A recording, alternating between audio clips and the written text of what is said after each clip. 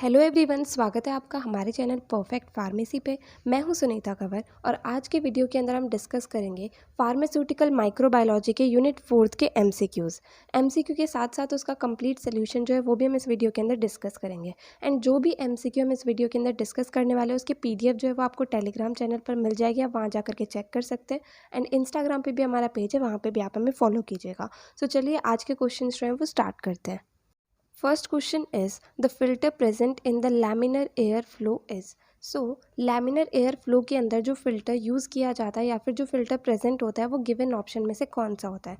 First option is HEPA filter, second option is TEP filter, third option is DETA filter and fourth option is GEPA filter. So इसका जो correct answer है first option होगा। हमने fourth unit के अंदर HEPA filter के बारे में डिटेल के अंदर पढ़ा था, तो हमने देखा था कि लैमिनर एयर फ्लो के अंदर जो फिल्टर यूज़ होता है वो हैपा फिल्टर होता है। सो इसका करेक्ट आंसर जो है फर्स्ट ऑप्शन हो जाएगा। Next question is these are the sources of contamination in an aseptic area except। so given option में से ऐसा कौन सा है जो aseptic area के अंदर source of contamination नहीं है, ये हमें बताना है। First option is atmosphere, second option is raw material, third option is books and fourth option is packaging. So इसका जो करेक्ट आंसर है वो थर्ड ऑप्शन होगा, दैट इज बुक्स। बुक्स जो है वो किसी भी तरीके से सोर्स ऑफ कंटामिनेशन नहीं होती है एसेप्टिक एरिया के अंदर। बाकी इसके अलावा जो ऑप्शन है एटमॉस्फेयर हो गया, रॉ मटेरियल हो गया एंड पैकेजिंग हो गए, ये तीनों ही सोर्सेज होते हैं कंटामिनेशन के एसेप्टिक एरिया के अंदर। Next question is settle plate method is also known as. So जो सैटल प्लेट मैथड होता है उसे गिवन ऑप्शन में से और क्या कहते हैं। First option is spread plate method, second option is flotation method, third option is pour plate method and fourth option is sedimentation method. So इसका जो करेक्ट आंसर है वो फोर्थ ऑप्शन होगा। जो सैटल प्लेट मैथड होता है इसे sedimentation method भी कहा जाता है। Next question is efficiency of HEPA filter is. So given option में से जो हैपा फिल्टर है उसकी एफिशिएंसी कितने % होती है। First option is 98.97, second option is 90.97, third option is 99.97 and fourth option is 88.87। सो इसका जो करेक्ट आंसर है वो थर्ड ऑप्शन होगा। हैपा फिल्टर्स की जो एफिशिएंसी होती है वो 99.97% होती है, मतलब हैपा फिल्टर्स जो है वो बहुत ज़्यादा एफिशिएंट होते हैं। Next question is diffusion of antibiotic take place in.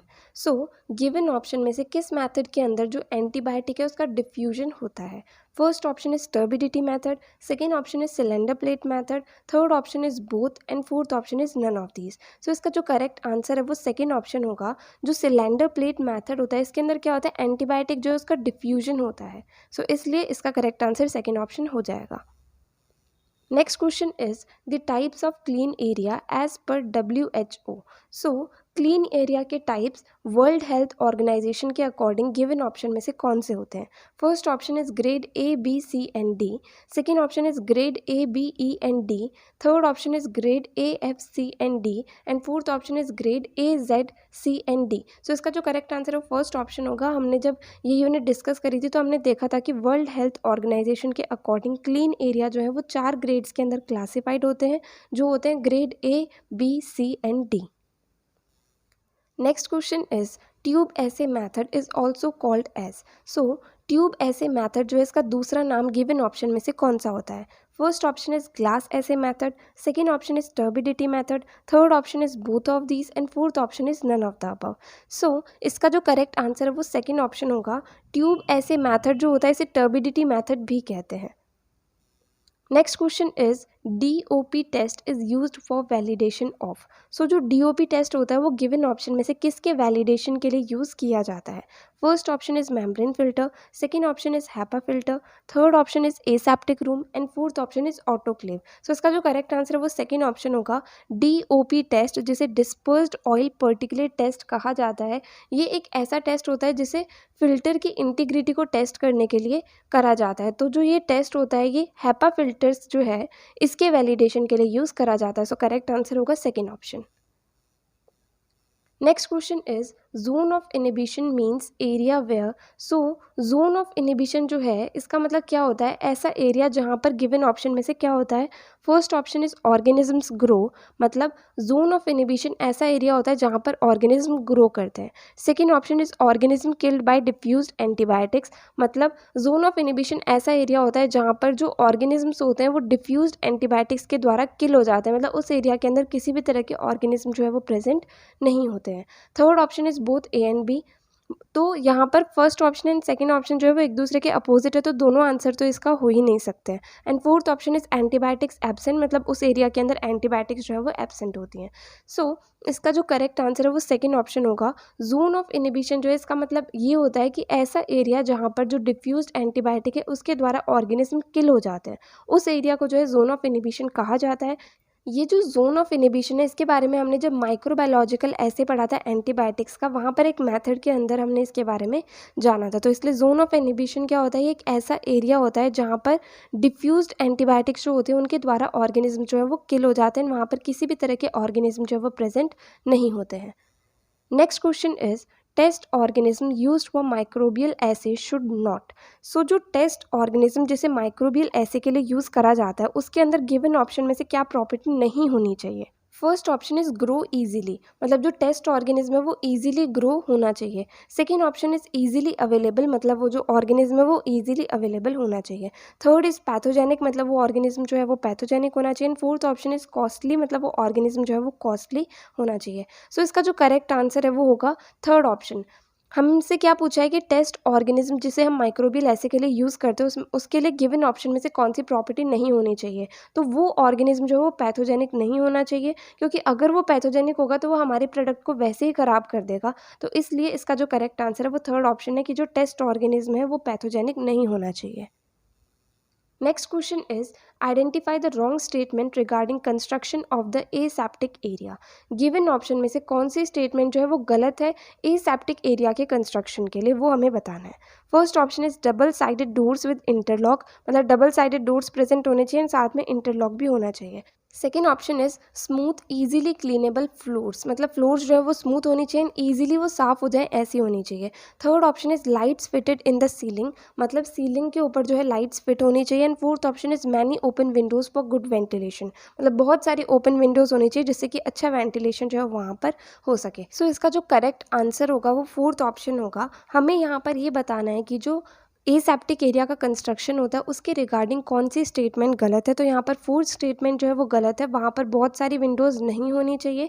Aseptic area के कंस्ट्रक्शन के अंदर हमने पढ़ा था कि कोई भी विंडो नहीं होनी चाहिए, और अगर वो विंडो है भी तो वो कम्प्लीटली क्लोज होनी चाहिए, क्योंकि विंडो के थ्रू जो है कंटामिनेशन के चांसेस सबसे ज़्यादा रहते हैं। तो इसके अंदर शुरू की 3 कंडीशंस जो दी गई हैं ये तो होनी चाहिए एसेप्टिक एरिया के अंदर, बट जो फोर्थ कंडीशन है ये नहीं होनी चाहिए। Next question is the filter medium used in HEPA filters is made up of. So HEPA filter के अंदर जो फिल्टर मीडियम यूज होता है वो गिवन ऑप्शन में से किसका बना हुआ होता है। First option is borosilicate glass, second option is pleated fibre glass paper, third option is cellulose acetate, and fourth option is silver nitrate. So इसका जो करेक्ट आंसर है वो सेकेंड ऑप्शन होगा।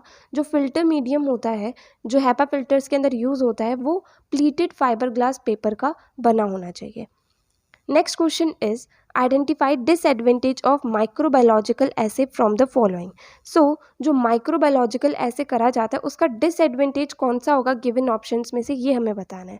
First option is it determines the concentration as well as activity of compounds, मतलब microbiological ऐसे की मदद से जो कंसंट्रेशन एंड जो एक्टिविटी होती है कंपाउंड्स की वो पता लगाई जाती है। Second option is it requires a specific test organism for the assay of a particular compound, मतलब माइक्रोबायोलॉजिकल ऐसे के अंदर क्या होता है कि हर एक पर्टिकुलर कंपाउंड के लिए एक स्पेसिफिक टेस्ट ऑर्गेनिज्म जो है उसकी ज़रूरत होती है। Third option is it does not require a large amount of samples and instruments, मतलब माइक्रोबायोलॉजिकल ऐसे के लिए बहुत ज़्यादा अमाउंट में सैम्पल्स एंड इंस्ट्रूमेंट की ज़रूरत नहीं होती है। And fourth option is it's complete procedure can be automated to minimise the duration, मतलब इसका जो कंप्लीट प्रोसीजर है उसे ऑटोमेट करा जा सकता है जिससे कि ड्यूरेशन को कम किया जा सके। सो इसका जो करेक्ट आंसर है वो सेकंड ऑप्शन होगा। माइक्रोबायोलॉजिकल एसे का डिसएडवांटेज ये होता है कि हम जब किसी भी पर्टिकुलर कंपाउंड का एसे करते हैं तो उसके लिए एक स्पेसिफिक टेस्ट ऑर्गेनिज्म की ज़रूरत होती है। बाकी तीनों जो है वो माइक्रोबायोलॉजिकल एसे के एडवांटेजेस है, बट यही एक जो है ये इसका डिसएडवांटेज होता है। Next question is, which of the following apparatus is used to provide steam under regulated pressure? So given option में से कौन से apparatus को use करा जाता है regulated pressure के अंडर steam provide करने के लिए? First option is laminar airflow, second option is incubator, third option is autoclave and fourth option is hot air oven. So इसका जो correct answer है वो third option होगा। जो steam दी जाती है under regulated pressure वो autoclave के अंदर दी जाती है।